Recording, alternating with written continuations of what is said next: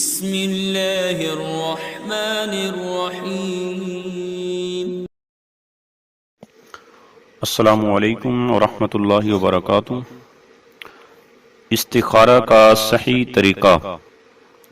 حضرت سیدنا جابر بن عبداللہ رضی اللہ تعالی عنہما سے روایت ہے کہ رسول اکرم نور مجسم صلی اللہ تعالی علیہ وآلہ وسلم ہم کو تمام امور میں استخارہ کی تعلیم فرماتے تھے، جیسے قرآن کی سورت کی تعلیم فرماتے تھے۔ فرماتے ہیں جب کوئی کسی امر کا قصد کرے تو 2 رکعت نفل پڑھے، پھر یہ دعا مانگے: اللہم انی استخیرک بعلمک واستقدرک بقدرتک واسألک من فضلک العظیم فإنک تقدر ولا اقدر وتعلم ولا اعلم وانت علام الغیوب اللہم ان کنت تعلم ان هذا الامر خیر لی فی دینی ومعاشی وعاقبت امری وآجلی امری وآجلہ فاقدرہ لی ویسرہ لی ثم بارک لی فیہ وان کنت تعلم ان هذا الامر شر لی فی دینی ومعاشی وعاقبت امری وآجلی امری وآجلہ فاصرفہ عنی واصرفنی عنہ واقدر لی الخیر حیث کان ثم ردنی بہ۔ یہ دعا مانگ لے، اور یہاں پر ھذا الامر کا جو لفظ ہے اس کی جگہ پہ اپنی حاجت کا ذکر بھی کر سکتا ہے، اور ھذا الامر کا لفظ پڑھنے کے بعد بھی اپنی حاجت کا ذکر کر سکتا ہے۔ یاد رکھیں کہ حج اور جہاد اور دیگر نیک کاموں میں محض اس کام کے لیے استخارہ نہیں کیا جا سکتا، یہ ہے کہ وقت کے تعین کے لیے، وقت مقرر کرنے کے لیے استخارہ کیا جا سکتا ہے۔ نماز استخارہ میں مستحب یہ ہے کہ اس دعا کے اول میں الحمدللہ اور یہ سورہ فاتحہ مکمل اور درود پاک پڑھے، اور نماز استخارہ میں جو صورتیں پڑھی جاتی ہیں، پہلی رکعت میں قل یا ایھا الکافرون پڑھ لیں، اور دوسری رکعت میں سورہ اخلاص یعنی قل ھو اللہ پڑھ لیں۔ اور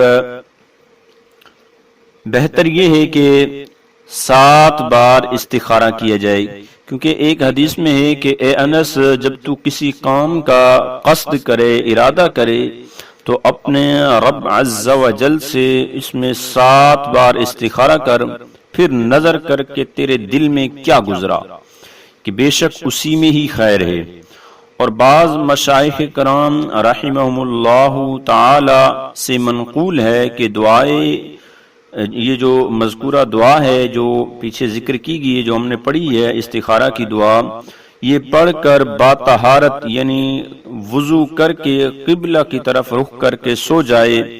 اگر خواب میں سفیدی یا سبزی نظر آئے تو سمجھ جائیں کہ یہ کام بہتر ہے، اور اگر سیاہی یا سرخی نظر آئے تو سمجھیں کہ وہ کام برا ہے، اس سے بچنا چاہیے۔ استخارہ کا جو وقت ہے یہ اس وقت تک کرتے رہنا چاہیے کہ جب تک کسی ایک طرف رائے نہ جم جائے، یعنی دل اور مطمئن نہ ہو جائے، یقین نہ پیدا ہو جائے کہ ہاں یہ کام میرے لیے بہتر ہے، اس وقت تک استخارہ کرتے رہنا چاہیے۔ یاد رکھیں کہ استخارہ یہ بھلائی طلب کرنے کا نام ہے، یعنی اللہ تعالی سے بھلائی طلب کرنا، تو یہ اس وقت تک اللہ تعالیٰ سے بھلائی طلب کرتے رہنا چاہیے۔ ویسے تو ہر وقت اللہ تعالیٰ سے بھلائی طلب کرتے رہنا چاہیے، لیکن استخارہ کے باب میں اس وقت تک بھلائی طلب کرتے رہنا چاہیے جب تک کہ آپ کا جو کام ہے اس کے متعلق یقین کامل حاصل نہ ہو جائے کہ ہاں یہ میرے لیے یہ کام بہتر ہے، اب میں اس کام سے مطمئن ہوں، تو پھر انشاءاللہ العزیز اس کام کے بہترین ثمرات ثابت ہوں گے۔ اور اگر وہ کام اچھا نہیں ہوگا، اس کے لیے آپ کے راستے بند ہو جائیں گے، اور اللہ تعالی اس کام میں آپ کی مدد نہیں فرمائے گا۔ یہ تھا استخارہ کا صحیح اور درست طریقہ جو کتب احادیث میں، کتب فقہ میں موجود ہے۔